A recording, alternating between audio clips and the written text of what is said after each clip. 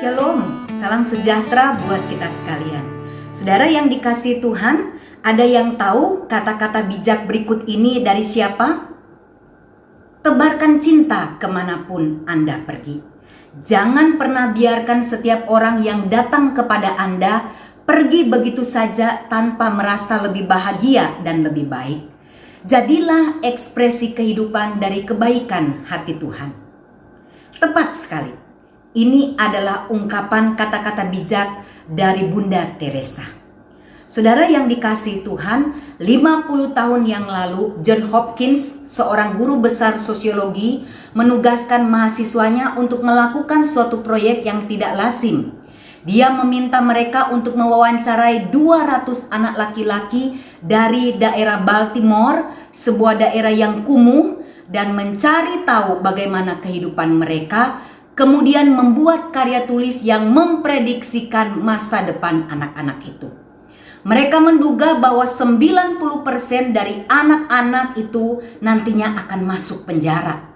Tetapi mahasiswa-mahasiswa itu terkejut dengan hasil temuan mereka. 20 tahun kemudian, seorang guru besar lainnya yang membersihkan berkas-berkas lama menemukan dan membaca prediksi itu. Dia kemudian meminta mahasiswa-mahasiswanya untuk membuktikan prediksi dari mahasiswa senior mereka dahulu. Dengan usaha yang maksimal, mahasiswa-mahasiswa junior itu bisa menemukan kembali 180 anak dari 200 anak-anak itu yang dahulu pernah diwawancarai itu. Ternyata hanya 4 orang dari mereka yang pernah dipenjara. Saudara, para mahasiswa itu menemukan ada satu keunikan dari jawaban-jawaban orang itu. Lebih dari 100 orang yang diwawancarai itu menyebutkan nama seorang guru, yaitu Nyonya O'Rourke, seorang guru sekolah menengah yang telah membantu dan menerangi, bahkan mempengaruhi kehidupan mereka.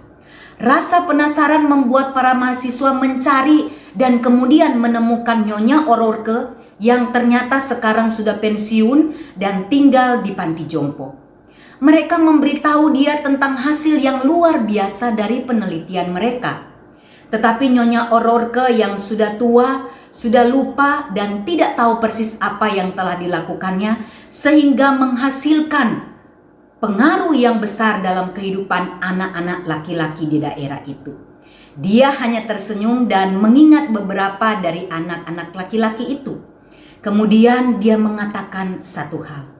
Yang bisa saya katakan adalah saya mengasihi mereka semua. Saudara yang dikasihi Tuhan, Rasul Petrus mengingatkan dalam 1 Petrus 4 ayat 8. Tetapi yang terutama, kasihilah sungguh-sungguh seorang akan yang lain. Sebab kasih menutupi banyak sekali dosa. Saudara, pengalaman Petrus bersama-sama dengan Tuhan Yesus membuat dia sungguh-sungguh memahami apa arti kasih yang sesungguhnya.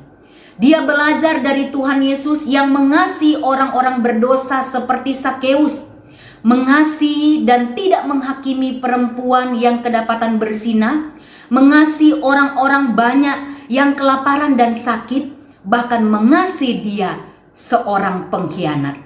Dan kasih itulah yang kemudian mengubahkan dia, mengubahkan Sakeus, mengubahkan perempuan yang kedapatan berzina menjadi orang-orang yang luar biasa dipakai oleh Tuhan.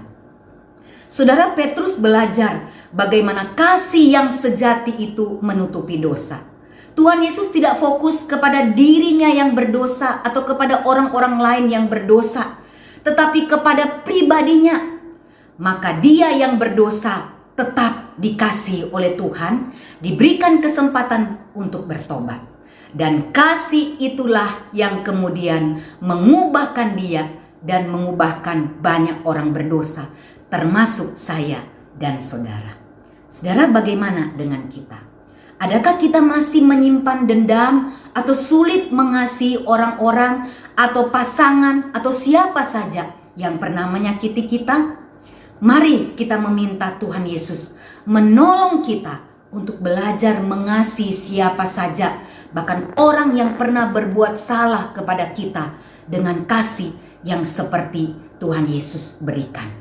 Dan kita dapat menolong mereka menjadi orang-orang yang berbahagia, menjadi orang-orang yang diubahkan, dan mungkin menjadi orang-orang yang bisa dipakai oleh Tuhan untuk memberkati orang-orang banyak yang ada di sekeliling mereka. Amin. Kiranya Tuhan memberkati kita.